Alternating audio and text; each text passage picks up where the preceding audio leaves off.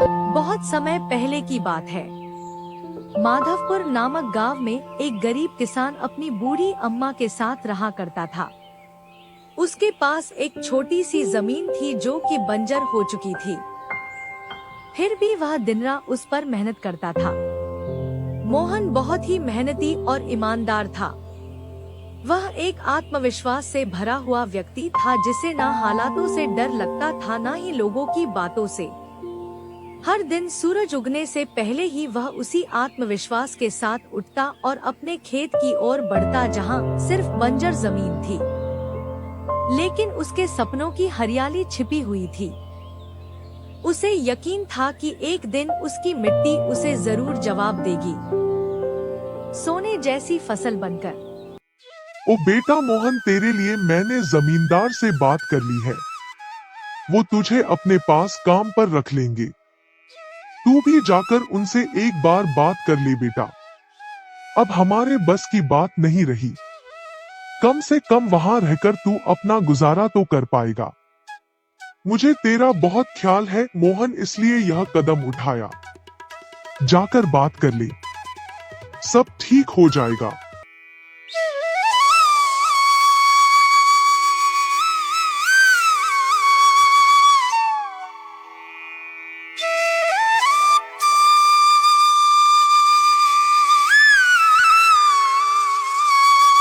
अम्मा, तुमने क्यों बात की वहाँ?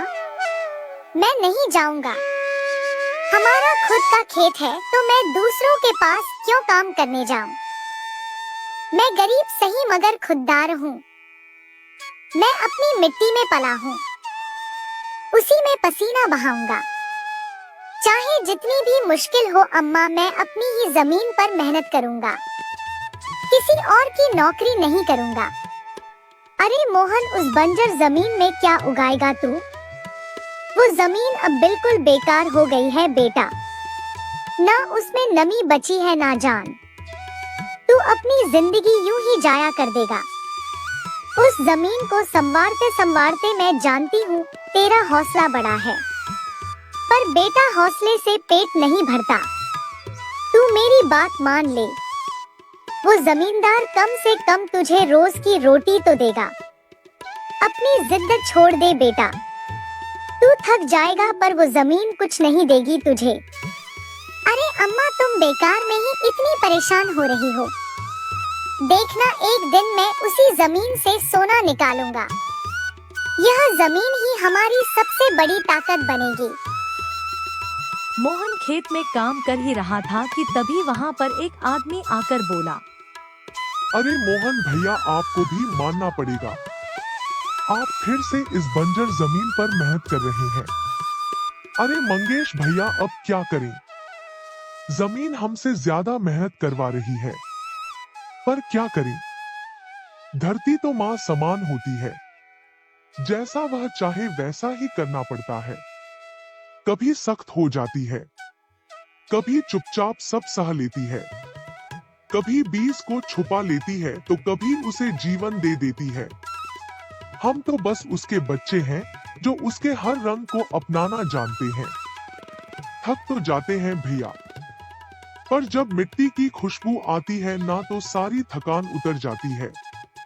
उम्मीद है यह माँ हमें खाली हाथ नहीं लौटाएगी। बस थोड़ा और सब्र, थोड़ा और विश्वास।